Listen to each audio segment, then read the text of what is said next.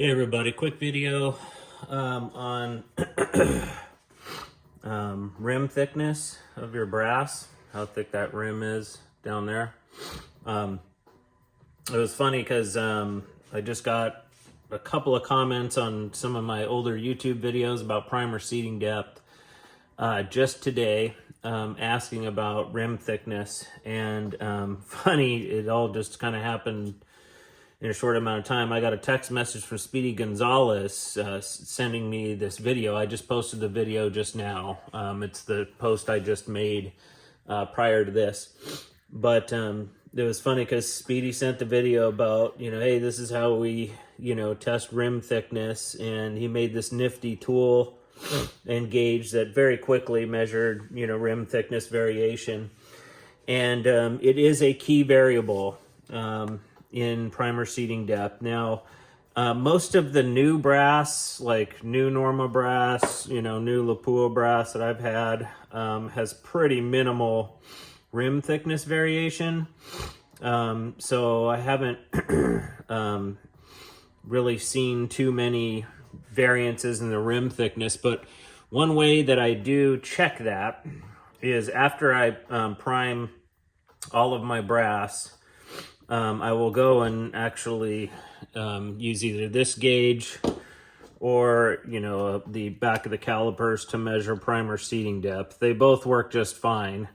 I kind of like calipers more because they keep the number on there. Like when you're done measuring the depth, then bam, you have a number, it stays on there. Assuming your calipers are tight, I keep mine kind of tight. Whereas this gauge, you got to keep it on there to see the number.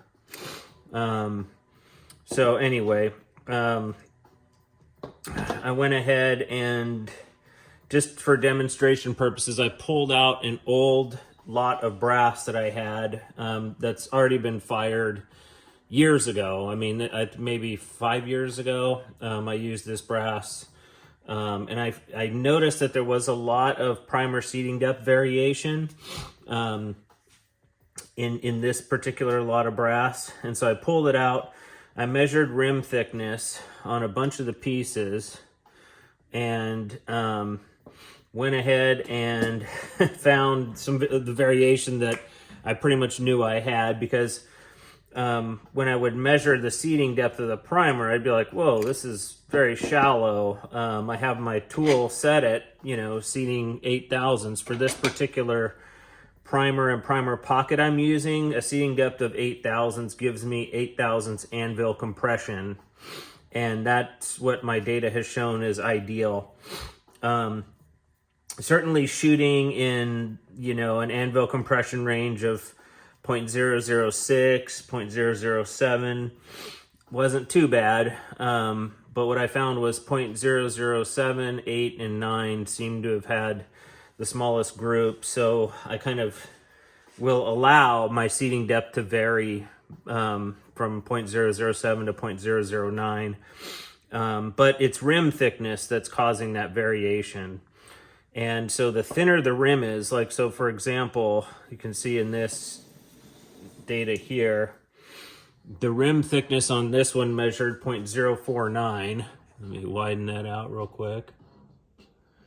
And the seating depth was 0.004. So the thinner it was, the less contact, well, it makes full contact, but the contact between the area there where you slip your brass into becomes, there's more variation inside there. And so what it does is it ends up seating the primer shallower. And then as the rim thickness grows, the primer depth goes up. So here we have 0.51 rim thickness, and it went up 1 thousandths in the seating depth of the primer. And we see pretty much a linear relationship. 0.52 rim thickness, depth's about 5,000. 53, depth's about 6,000. 53, depth's about 6.5 thousandths. 54, 7 thousandths.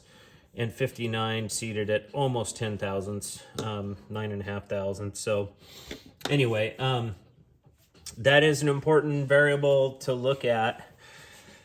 Speedy is going to send me that tool just to try out. But if you don't have that tool, but you do have calipers, or you do have one of these primer seating depth gauges, you can use that seating as a proxy. So let's say you seat, 20 rounds, and 18 out of the 20 show 0.008. And you've measured the rim thickness, and they're all measuring around 0.054, 0.055, 0.056 even maybe. And so okay, that's about like the standard rim thickness for that. But let's say one seats at 4 thousandths.